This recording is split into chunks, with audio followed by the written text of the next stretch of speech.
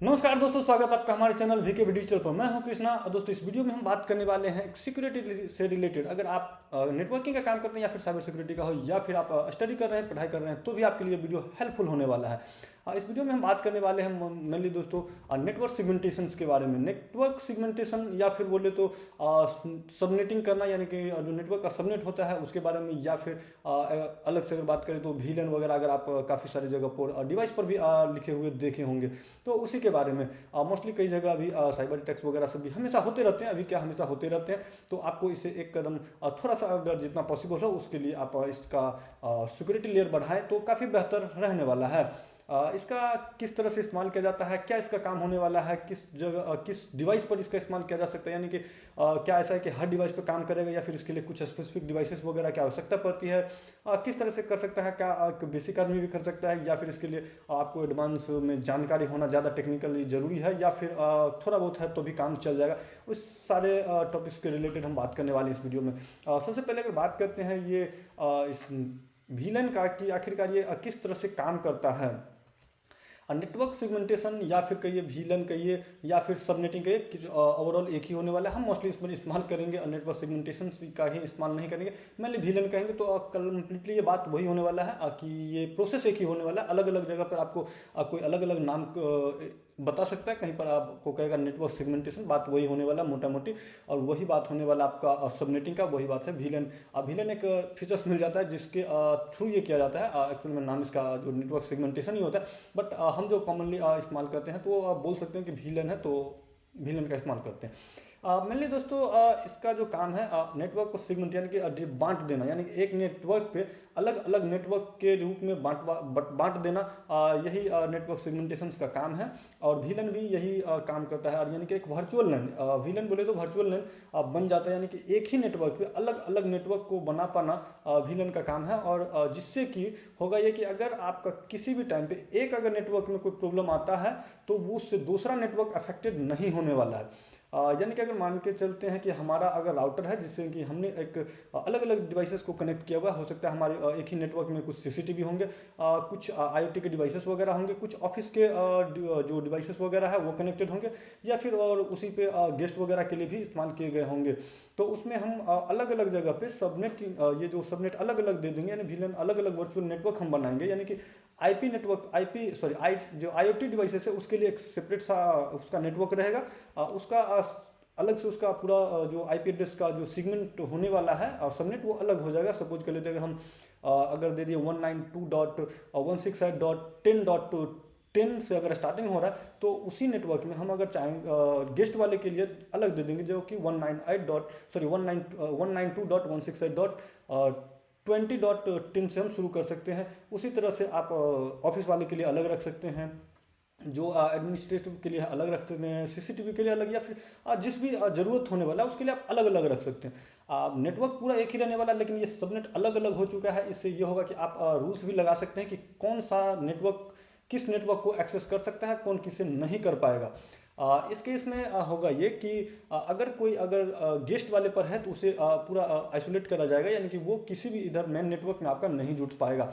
उसी तरह CCTV है, अगर आप चाहते हैं कि CCTV सेपरेट अपना अलग रहे, कई लोग इस तरह से भी इस्तेमाल करते हैं, मोस्टली करना भी चाहिए, जिससे कि बेहतर होगा कि आप अगर CCTV का इंस्टॉलेशन करते हैं तो CCTV का अलग एक नेटवर्क बनाए VLAN, और उसको ऑफलाइन में इस्तेमाल कर सकते हैं, यानी कि ऑन प्रेमाइसेस पर ही चलेगा, वो ऑनलाइन में नहीं किया जाएगा, ऑफलाइन पे किया जा सकता है। हालांकि आप ऑफलाइन रखने के बाद भी उसे ऑनलाइन एक्सेस कर सकते हैं। कुछ उसके भी अपने नियम अलग अलग आ जाते हैं, जहाँ की VPN वगैरह से आप इस्तेमाल कर सकते हैं। बट मोस्टली जो कस्टमाइजेशन के लिए आपको फीचर्स रहेंगे तो वो आप उसे ऑफलाइन कह सकते हैं कि ऑफलाइन रखने के लिए, तो उस टाइम पे वो सेपरेट रहेगा, नहीं कि आसानी से उसे थोड़ा हैक करने के लिए टाइम पे जो अगर कुछ इस तरह का प्रॉब्लम आएगा जो कि नहीं, उस पर ज़्यादा प्रभाव कम पड़ेगा, ज़्यादा नहीं कर पाएगा।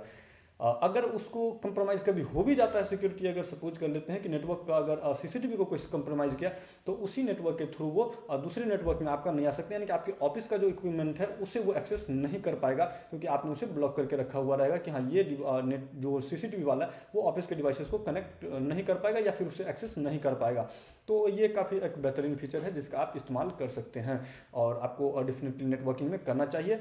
जो भी क्रिटिकल जिसमें जितना एक्सेस ज़रूरत है उसे उतना ही ज़रूरत के हिसाब से एक्सेस दिया जाना चाहिए, क्योंकि किसी को भी चाहे अगर कोई अगर एडमिन वगैरह है, अगर आपका थोड़ा अगर बिजनेस अगर अलग टाइप का है, यानी कि जहाँ जरूरत पड़ता है कि किसी को कितना रिसोर्स एडमिन को जरूरत हो, क्योंकि हर एडमिन को हर चीज़ का कंट्रोल भी नहीं जरूरत पड़ता है। तो जो एडमिन जिस सेक्टर में है उसे उसी सेक्टर का डिटेल्स मिल पाएगा और वो उसी को एक्सेस कर पाएगा। ऐसा नहीं कि आपने अगर सीसीटीवी वाले कोई अगर है उसे पूरा सीसीटीवी का कंप्लीट एक्सेस है, बट वो अगर नेटवर्क ऑफिस की बात करते हैं तो वो उसका इस्तेमाल नहीं कर सकता है, वो आईओटी का इस्तेमाल नहीं कर सकता है, वो गेस्ट को कुछ नहीं कर पाएगा। तो इस तरह से आपका नेटवर्क सिक्योर हो जाएगा। अब दोस्तों बात करते हैं कि इसे लगाने के लिए क्या बहुत ज़्यादा एक्सपर्ट होना चाहिए या फिर डिवाइस हाई एंड होना चाहिए, क्या हम कॉमन डिवाइस पे लगा सकते हैं या नहीं लगा सकते हैं। तो मोस्टली अगर बात करते हैं सबसे पहले कॉन्फ़िगरेशंस करने की, तो आप इसे आसानी से कॉन्फ़िगर कर सकते हैं। बहुत ज़्यादा टेक्निकल नॉलेज की आवश्यकता नहीं पड़ने वाला है। बेसिक अगर आप इस्तेमाल करते हैं तो बट सिक्योरिटी आपको बेसिक में भी काफ़ी बेहतरीन मिल जाता है। नॉर्मली इसका जो सिंपल सा है जो कि अब काफ़ी आसानी से आता है, उसका इंटरफेस जो भी आप इस्तेमाल करेंगे हार्डवेयर उसका अपना अपना एप्लीकेशन या फिर सॉफ्टवेयर आता है जहाँ से आप उसे एक्सेस कंट्रोल कर सकते हैं।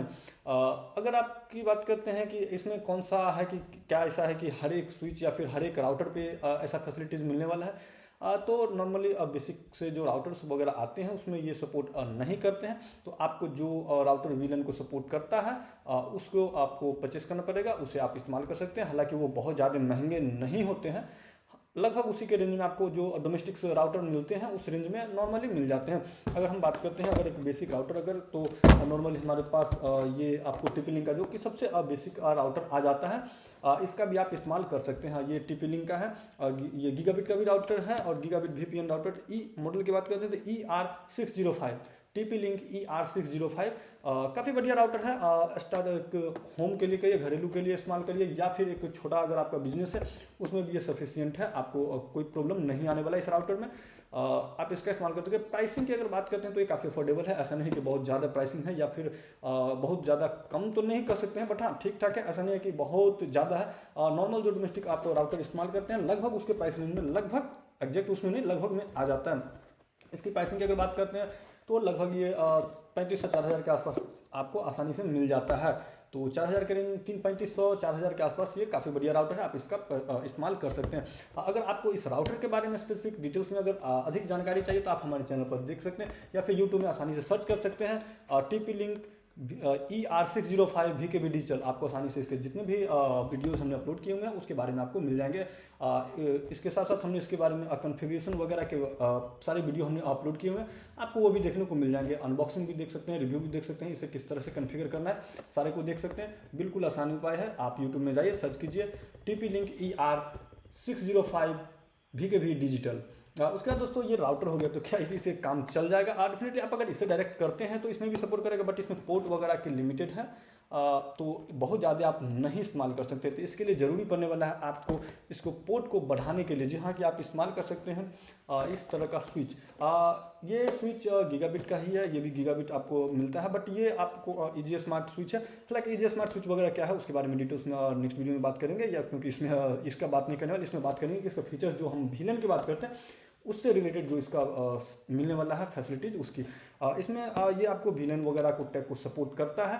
तो आप इस तरह का जो एक बेसिक स्विच है, क्योंकि ये बेसिक स्विच है, आप जो सबसे एंट्री लेवल कर सकते हैं ये आप इसका इस्तेमाल कर सकते हैं। इसमें 8 पोर्ट है, 8 पोर्ट आपको मिल जाता है।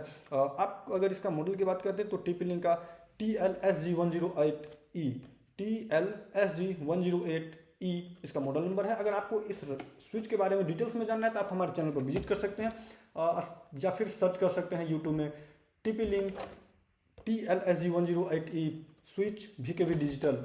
आसानी से आपको इसके बारे में मिल जाएंगे पूरे डिटेल्स में जानकारी। आप इसे किस तरह से कॉन्फ़िगर कर सकते हैं, क्या क्या कॉन्फ़िगरेशन का जो इसका डैशबोर्ड वगैरह है, सारे डिटेल्स में आप इसे सेटअप भी कर सकते हैं। इवन आपको अगर नहीं भी आइडिया तो भी इसे परचेस करके आप हमारे वीडियो देख करके भी सेटअप वगैरह भी आसानी से कर सकते हैं। इसकी अगर प्राइसिंग की बात करते हैं तो इसका भी प्राइसिंग दोस्तों लगभग 2000 के आसपास में हमेशा आपको मिलते रहेंगे। तो हमने इसे जो परचेस किया था तो लगभग 1300-1400 के आसपास दिया था। हालांकि ऑफर वगैरह सब मिल जाते हैं तो वो अलग बात है, और कभी और भी रीजन से कम ज़्यादा होते हैं। बट इसका जो मैं रिटेलिंग की बात कर रहा था नॉर्मली आपको 2000 के आसपास पे मिल जाएंगे, कहीं से भी आप लेते हैं। ज़्यादातर अगर ऑफर थोड़ा बहुत भी मिल जाता है तो, नहीं तो अदरवाइज नॉर्मली आपको 2300 से 2400 रुपये में मिल ही जाता है। तो आप 2000 के रेंज में इसको ले सकते हैं, काफ़ी बेहतरीन है। इसके साथ इसका ज़रूरी होने वाला है कि आप लगा सकते हैं। लेकिन इस राउटर के बारे में अगर आपको जानना है तो चैनल पर विजिट कीजिए। इसमें क्या क्या फीचर्स आपको मिल जाता है इसके बारे में भी हमने बताया हुआ है। तो दोस्तों एटलीस्ट इतने चीज़ की आपको आवश्यकता पड़ने वाली है। हालांकि आपको अलग अलग जगह पे अगर आप इस्तेमाल करेंगे तो और भी ज़रूरत पड़ेगा। जैसे कि अगर आप फ़ोन का इस्तेमाल करेंगे तो उसमें एक्सेस पॉइंट लगने वाला है, जो क्योंकि इसमें वायरलेस कोई भी ना ही तो स्विच में ना इसमें आपको वायरलेस कनेक्टिविटी नहीं मिलती है। तो इसके लिए आपको एक्सेस पॉइंट का इस्तेमाल करना पड़ेगा। आपको अगर एक्सेस पॉइंट यूज करना है, अगर सस्ता में लेना है कौन सा बेहतर होगा, तो आप हमारे चैनल पर भी विजिट कर सकते हैं या फिर आसानी से सर्च कर सकते हैं। हालांकि आप जो बजट वाले राउटर वगैरह आ जाते हैं जो 800-900 के आसपास या 700-500 के भी राउटर आते हैं, उसे भी एक्सेस पॉइंट बना सकते हैं और उसमें भी फिर आप इसके मदद से VLAN वगैरह का भी इस्तेमाल कर सकते हैं, क्योंकि उस राउटर में आपको VLAN वगैरह नहीं मिलेगा। बट इस राउटर लेने के बाद उसे आप एक्सेस पॉइंट के रूप में इस्तेमाल कर लेंगे और आप VLAN का इस्तेमाल कर सकते हैं, जिससे कि आप नेटवर्क का सेगमेंटेशन कर पाएंगे और वो काफ़ी आपके नेटवर्क को सिक्योर भी कर देगा। और मोस्ट इंपॉर्टेंट बात दोस्तों कि आप जब भी डिवाइस कोई भी लेंगे तो उसका डिफ़ॉल्ट पासवर्ड वगैरह जो भी है, अगर आपको पॉसिबल होता है, अगर यूजर नेम या फिर पासवर्ड जो भी चेंज करना पड़ता है, डेफिनेटली उसे सिक्योर रखिए, चेंज कर लीजिए, क्योंकि डिफ़ॉल्ट पासवर्ड नहीं रखना चाहिए। कई जगह पे देखते हैं कि अभी अगर साइबर थ्रेट्स वगैरह सब आते हैं तो कई जगह वही डिफ़ॉल्ट पासवर्ड रखा रहता है, एडमिन 1 2 3। तो डेफिनेटली आपको इस तरह का नहीं करना चाहिए। हर एक डिवाइस का आपको पासवर्ड चेंज कर देना चाहिए। साथ ही साथ हमेशा जब भी आपको कुछ फ्रिक्वेंट बेसिस पर इसका पासवर्ड वगैरह सब चेंज करते रहना चाहिए। आई होप दोस्तों कि इस वीडियो में आपको इस VLAN या फिर नेटवर्क सबनेटिंग कहिए या फिर नेटवर्क सेगमेंटेशन इससे रिलेटेड सारे डाउट्स क्लियर हो गए होंगे। बट फिर भी आपका कोई क्वेश्चन रह जाता हो, नीचे कमेंट करके जरूर पूछ सकते हैं। वीडियो इन्फॉर्मेटिव रहा हो तो आप इसे लाइक और शेयर कीजिए। चैनल पर नए हैं तो चैनल को सब्सक्राइब करना बिल्कुल नहीं भूलिएगा।